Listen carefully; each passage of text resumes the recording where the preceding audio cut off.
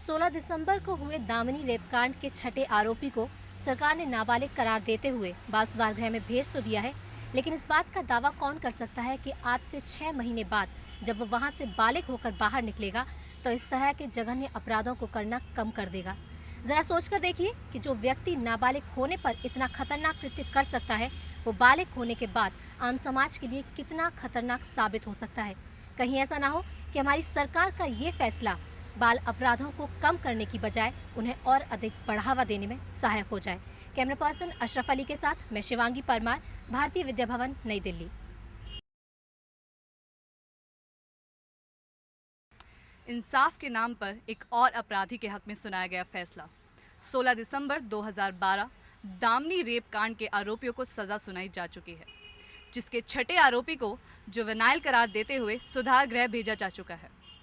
इसी अपराधी के लिए कहा गया था कि हैवानियत की सारी हदें इसी के द्वारा तोड़ी गईं। सवाल ये उठता है कि इस उम्र में इस हद तक का वैशीपन जिसमें हो, वो आगे चलकर किन किन अपराधों को अंजाम नहीं दे सकता।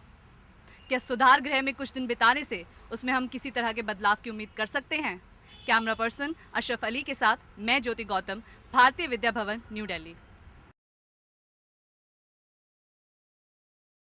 दिल्ली गैंग रेप में कोर्ट का छठे आरोपी को नाबालिग करार देना महिला सुरक्षा के लिए बनाए गए कानूनों पर एक बड़ा सवाल खड़ा करता है। भले ही यह फैसला कानून की नज़र में सही हो, पर इस फैसले ने दिल्ली गैंग रेप के खिलाफ सड़कों पर उतरे लोगों के गुस्से पर आग में घी डालने का काम किया है।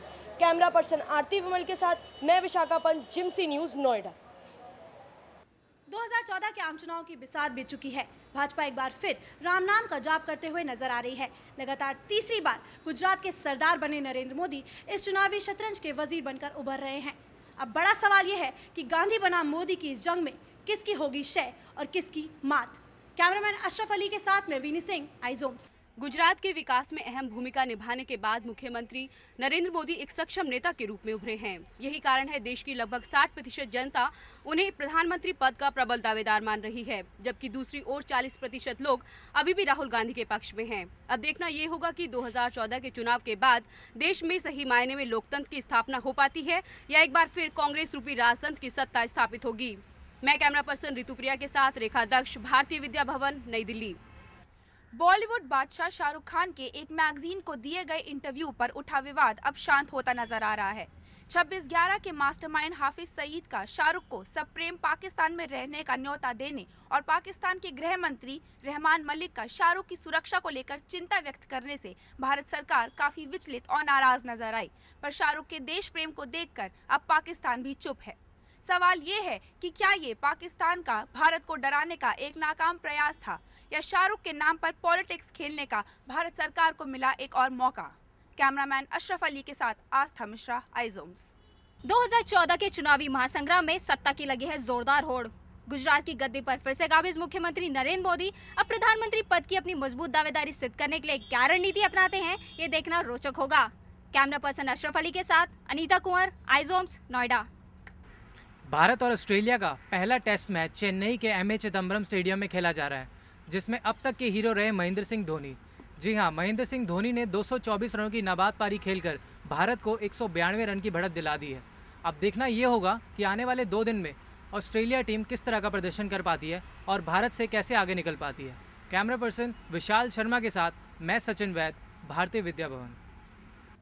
16 दिसंबर 2012 दिल्ली गैंग रेप, जिस जुर्म की कठोरता देश को एक साथ सड़क पे ले आई थी जुर्म के खिलाफ आवाज़ उठाने के लिए, और जिस आंदोलन ने संसद तक को हिला दिया था, लेकिन क्या उस बेटी की रह जाएगी ये आखिरी उम्मीद या सरकार बढ़ाएगी अपना हाथ उस बेटी को इंसाफ दिलाने में, जो जीना चाहती थी और कुछ कर दिखाने का जज्बा रखती थी। मैं नेहा सिंह, कैमरा पर्सन अशरफ अली के साथ, ट्रिनिटी। यहाँ बात सिर्फ एक नाबालिग को सजा दिलाने की नहीं है, बात अपराध और जुर्म में फ़र्क समझने की है। अगर एक अपराध जानबूझ के और पूरे होशो आवाज़ में किया जाए तो वो जुर्म ही कहलाएगा, और अगर किसी के बालिग होने में सिर्फ 6 महीने रह जाएं तो वो जुर्म ही है। अब देखते हैं सरकार की प्रतिक्रिया इस पर क्या जोर देती है। कैमरा पर्सन अशरफ अली के साथ मैं अनमोल तिवारी, जिम्सी न्यूज़, नोएडा।